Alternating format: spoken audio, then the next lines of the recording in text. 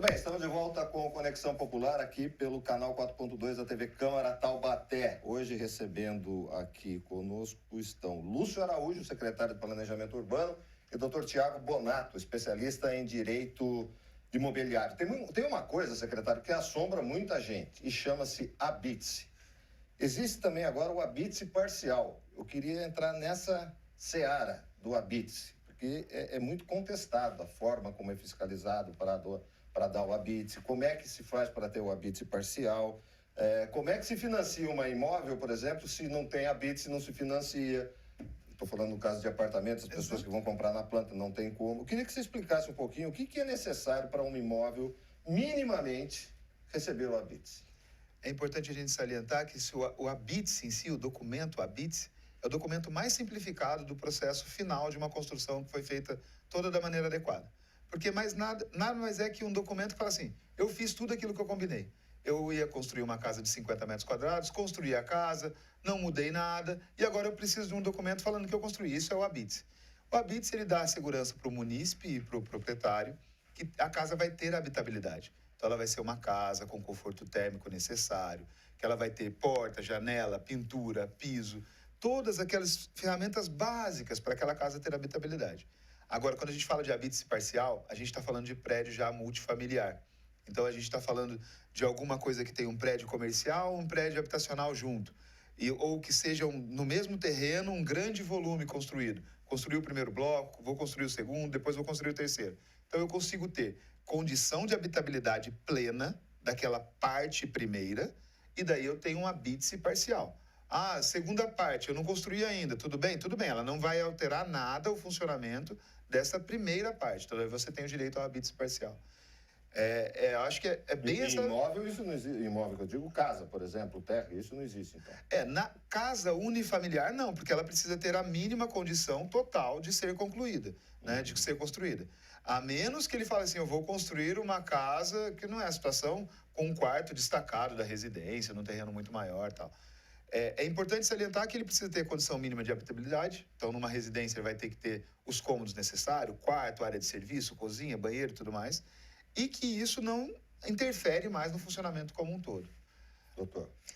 Lúcio, como é muito comum a gente ver pessoas, depois do habite-se, querer expandir a casa. Fazer algo, vou tirar primeiro o habite-se para depois fazer um rancho, por exemplo. Como é que a prefeitura vai atuar nesse novo Código de Obra com relação a isso? Boa. Essa é uma ótima pergunta, porque a gente tem realmente isso. A gente tem uma cultura natural que na minha casa eu posso fazer o que eu quiser. Entrou o 13º, vou fazer uma churrasqueira. Vou cobrir a garagem, né? Normalmente a esposa vai lá e pede, fala, não aguento mais, faz o quartinho da sogra aqui. E então, essa história é o seguinte, primeira coisa, no Código de Obras que está sendo aprovado, a gente vai ter um instrumento bem interessante que é do projeto As-Built. Então, posterior àquilo que foi licenciado, dentro do Código de Obras vai ter uma ferramenta de deixando 10% de entendimento que ele precisou ampliar ou reduzir aquele imóvel. Então, se a gente está falando de uma casa de 100 metros quadrados, ele fez uma casa com 110 no final da história. Tudo bem, ele apresenta para a gente um projeto As-Built, só mostrando o que aumentou, e é compatibilizado e validado e dá um habite-se para ele, né? Então, ele tem o direito, já tem um documento lavrado ali que ele vai conseguir levar para o cartório, para registrar, ter tudo bonitinho, para o imóvel ser dele de fato. O outro procedimento disto seria simplesmente ele não solicitar nenhum tipo de licenciamento na prefeitura. Aí é onde chega o problema. Então, normalmente, a pessoa adquire seu imóvel lá, tudo bonitinho, com habite-se, legalizado, leva no cartório, registra tudo, fala, agora eu vou fazer minha garagem aqui. Pronto, o imóvel dela, a partir daquele momento, ficou ilegal no município novamente. Então, é importante sempre procurar um profissional credenciado, né, no município e também registrado no devido conselho, para estar aprovando. Qualquer ampliação que faça no seu imóvel, você tem que procurar e comunicar à prefeitura, seria isso? Toda e qualquer alteração e ampliação. Não é nem ampliação. Por exemplo, você quer fazer uma reforma de telhado. Existe um licenciamento específico de reforma. E você precisa falar para a prefeitura que você vai fazer isso. Porque você está fazendo um serviço dentro do município e esse serviço precisa ser regulamentado. Então, de acordo com o risco, de acordo com a especificidade daquilo que vai ser executado, o licenciamento vai conduzir você para um caminho. Às vezes, você pensa que não tem problema nenhum. Vou só trocar o telhado inteiro. Mas esse é um serviço que vai ser executado no município e daí a Prefeitura Municipal de Taubaté tem responsabilidade sobre aquele serviço que está sendo executado. Agora, me diga uma coisa, por exemplo, a pessoa foi, o Abits está ok, mas aí eu falei em tom de brincadeira, mas é verdade, eu vou fazer um rancho e não vou avisar a prefeitura. Como é que é feita essa fiscalização? Vocês voltam de forma rotineira, fazendo fiscalização? Funciona assim ou não? A Secretaria de Obras... Esse morador não foi procurar a prefeitura? Não foi procurar a prefeitura. Ele foi lá e começou a construir o seu rancho, né? Arrumou um dinheiro lá e começou a construir o seu rancho. A fiscalização de obras, que fica dentro da Secretaria de Obras hoje, de obras particulares, ela passa pela cidade como um todo, atua. Então, nós temos 20 fiscais... Ininterruptamente ela está fiscalizando. Rodando, fiscalizando. E o pior, assim, e melhor pra gente, a gente recebe muita denúncia. Muita denúncia. Porque, assim, o vizinho viu que está sendo ampliado ali, é a maior demanda nossa. É denúncia uma atrás da outra. Está sendo ampliado. Vou lá e denuncia. Entra no site da prefeitura, protocolo online, denúncia anônima que está sendo construído. Por que ele faz isso? O vizinho faz isso porque ele é maldoso? Não, porque ele fica preocupado. Ele fica preocupado se aquele serviço está sendo executado de uma maneira segura, se as pessoas estão ali trabalhando com registro, se está usando o EPI necessário, se não está tendo risco de interferir na residência dele que está do lado. Então, não é maldade só, é uma preocupação de fato que ele está vendo que está acontecendo de uma forma E a precária. preocupação, doutor, até o senhor agora como especialista nisso, hoje existe a fiscalização aérea. Existe, não existe, secretário? É captado ali que saiu do padrão. E você é vizinho da pessoa que fez esse rancho, isso aqui. Isso pode penalizar o condomínio de uma forma geral? O condomínio não. Depende da situação, se é um loteamento ou um condomínio. Se for um condomínio, sim. Porque quando eu faço a incorporação desse empreendimento, é feita uma tabela da ABNT que vai definir a fração ideal de cada um em cima do total. E essa fração ideal ela considera a área coberta, a área descoberta. A partir do momento que o meu vizinho aumenta a área coberta dele, ele vai ter uma fração ideal maior. E isso vai diminuir as dos demais. E para eu regularizar isso é muito difícil, porque eu preciso de uma aprovação no condomínio, alterar todo o registro desse condomínio dentro do cartório de registro de imóveis. Muitas vezes precisa alterar a convenção de condomínio.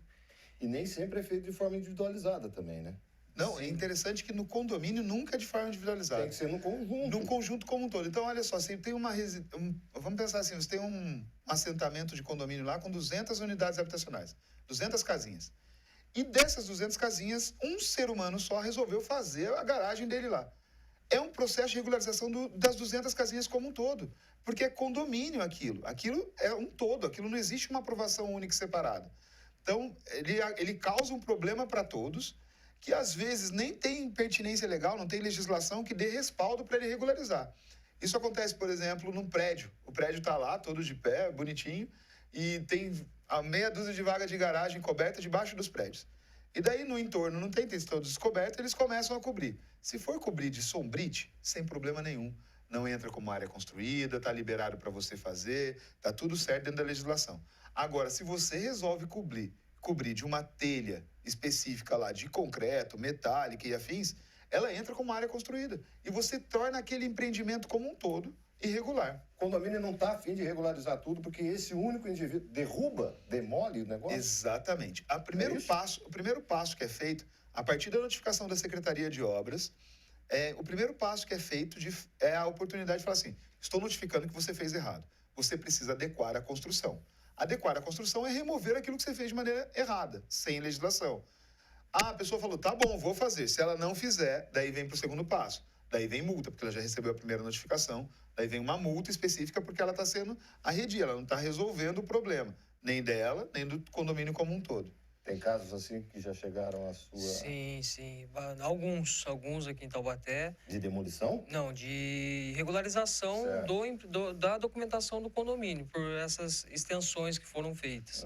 E também já em São Paulo, já peguei um caso de cobertura, de a pessoa cobrir uma parte da cobertura e precisar da aprovação de 100% do condomínio. Só que a pessoa tinha briga com alguns vizinhos. Como é que vai resolver isso? Se não a demolição. Daí não teve jeito. Não teve jeito, teve que demolir ou ficar com o imóvel, porque não consegue vender. Quem que vai comprar um imóvel que não consegue financiar?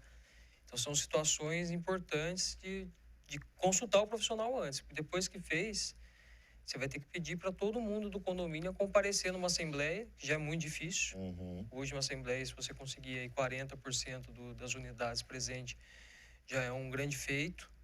Então, você conseguir colocar 100% e 100% aprovar a alteração de todo o projeto e as frações ideais do condomínio é muito Fora o difícil. custo, né? Fora o Muita gente custo, já que é pega no engenheiro, custo é disso, advogado. engenheiro, arquiteto, advogado. Hoje a gente tem uma situação de realidade em Taubaté, de condomínios, que nós temos a oportunidade lá de 3 que resolveram retirar toda a sua cobertura que tinham feito. Era 9 coberturas de garagem. Ele falou, não, vamos compatibilizar isso, sempre foi descoberto, não vamos ter processo nenhum. E daí retiraram essas coberturas e daí conseguiu ter a liberação, foi notificado, retirou a cobertura e tudo mais. Foram remoções, ou que a gente pode chamar de demolição, mas mais simplificada, porque eram coberturas desmontáveis, estrutura metálica e tudo mais, desparafusou, desmontou e desceu tudo. Outros falaram, não, nós vamos regularizar. E daí eles fizeram, como o doutor Tiago já salientou, da tabela de fração ideal, da responsabilidade da área privada, da área comum dentro do condomínio, eles fizeram um rateio específico e falaram, ó, quem alterou aqui foi 1, 2, 3, 4 e 5, então eles pagam sobre essa conta. Mas tudo isso é depois de um grande trabalho de maturação, junto à reunião de condomínios, todo mundo aceitando aquela situação, que demanda bastante tempo. E esse condomínio, que depois ele aceitou tudo isso, esses 5 pagaram, eles levaram várias multas também. E as multas são assim, inicialmente de tantas UFMT, vamos chutar aqui, dá R$ 1.500. A segunda multa, que dá no mês seguinte, é dobrada, R$ 3.000. E a terceira multa, no mês seguinte, dobrada de novo, R$ 6.000. Então, são multas relativamente pesadas. Quando... Para o condomínio ou para o condomínio? morador? Para o condomínio. A situação de validação de licenciamento é do condomínio como um todo. Então, às vezes, uma pessoa fez alguma coisa equivocada ali, é importante ou ela assumir aquilo e daí falar, vamos estabilizar, vou regularizar, ou ela volta, de fato, na situação e fica compatível. Isso falando de condomínio, porque tem mais gente, é um problema maior. Quando é residência, aí é uma unidade autônoma, você vai falar assim, vou querer bancar essa história que eu fiz errado ou vou querer também regredir e adequar a construção. Nós temos a multa de contrapartida, que é da legislação vigente, e vamos ter até uma redução dela no novo Código de Obras, de 5%, agora vai ser reduzida, hoje é 10%, vai reduzir para 5%, então 50% essa multa. E quando você tem que dar oportunidade para pessoas falar, ó, você precisa ou regularizar seu imóvel, compatibilizando ele com a legislação, ou você paga essa multa de 5%. Aí ele vai fazer continha e vai falar, é melhor eu tirar. Pronto. É melhor eu manter e pronto. Então é importante. Essas regras não são à toa. Essa é uma regra de boa convivência para dar uma melhor qualidade de vida para o município, para ter uma implantação consciente. O Código de Obras é um instrumento único que fala do regramento de como se construir no município. Então, assim, em regra, a gente vai se ajeitando. Se não tiver a regra, daí fica bem complicado, de fato. Legal. Olha só, nosso tempo já está terminando. Queria agradecer a participação de ambos aqui nesta primeira edição do Jogo Franco, nesse novo formato, né? Jogo Franco que tem uma tradição aí dentro da TV Câmara. Queria agradecer e pedir suas considerações, doutor Tiago Bonato, e também orienta a quem está nos assistindo para não cair nesse tal do conto do vigário de comprar imóvel, lote irregular. Qual o procedimento, o que é melhor para poder se... Bom, eu agradeço muito o convite. O que eu falo para os munícipes, para os nossos ouvintes, é sempre procurar um profissional para poder verificar a documentação, verificar de quem está comprando, para não ter surpresas no futuro. Em questões de vizinhança, sempre buscar uma conversa, porque o judiciário é caro. Se você precisar numa demanda com relação à construção do vizinho que está prejudicando a sua, vai ter que pagar o advogado, vai ter que pagar um perito, vai ter que pagar as custas da própria justiça. Então, sempre se orientar primeiro e sempre tentar resolver tudo na conversa. Seja com o vizinho, seja dentro da prefeitura, buscar a prefeitura para poder regularizar a sua situação.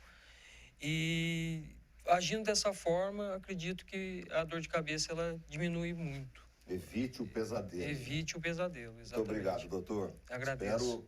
Espero que participe outras vezes aqui conosco. Lúcio Araújo, secretário de Planejamento Urbano, obrigado pela sua participação. Eu queria que você, em rápidas palavras também na sua consideração, diga quais as ferramentas que a CEPLAN disponibiliza hoje para que essas pessoas possam se orientar da melhor maneira possível. Bom, foi um grande prazer participar desse primeiro Conexão Popular aqui da TV Câmara, muito importante, né? TV aberta aqui, dando divulgação, matéria de grande significância aqui para o município como um todo. É importante salientar que nós temos o Instagram, Ceplan Taubaté, que lá nós temos a ferramenta Ceplan na mão, foi criada pelos próprios estatutários que ali estão dentro da prefeitura, disponibilizando diversas legislações que ali tem mapa de zoneamento, mapa de bens públicos, mapa de tombamento. Foi criado também pela área de plano diretor e gestão democrática ali da Secretaria de Planejamento. Nós tivemos o advento da informatização da prefeitura como um todo, então toda a prefeitura agora conversa e tramita processos de maneira digital, então melhorou muito essa relação entre secretarias que ali nós temos também. Isso tudo a gente vem colhendo frutos bem consistentes. Então tivemos grandes evoluções com planos específicos, planos de preservação do patrimônio, planos de meio ambiente, planos de macrodrenagem. Esses planos todos, planos de mobilidade urbana, esses planos todos vão dando mais segurança para a gente trabalhar a prefeitura com governança, com gestão a longo prazo. Isso tudo a gente está colhendo frutos bem positivos agora, de um grande número de processos, das pessoas sendo mais assertivas também, os profissionais se melhorando cada vez mais, diminuindo essa distância entre prefeitura e cidadão que tem aqui.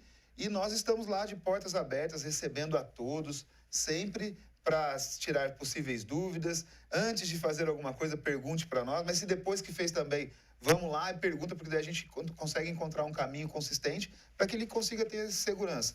A maior parte das pessoas não fazem por maldade, é simplesmente por falta de informação. A informação está disponível, mas às vezes não chega para ela de uma maneira adequada. Então, nós, da Secretaria de Planejamento da Prefeitura Municipal de Taubaté, estamos de braços abertos para receber a todos e tirar as possíveis dúvidas que venham acontecer. Mais uma vez, obrigado ao Lúcio, obrigado ao Dr. Tiago. E essa é a ideia do Conexão, levar até você a mensagem correta, de que forma podemos orientá-los em diversos temas relevantes para a cidade de Taubaté. Quero agradecer a audiência, agradecer a participação, a presença aqui no canal 4.2, canal aberto da TV Câmara Taubaté, nesta edição do Conexão Popular, prometendo, estaremos de volta na semana que vem. Um grande abraço, até lá.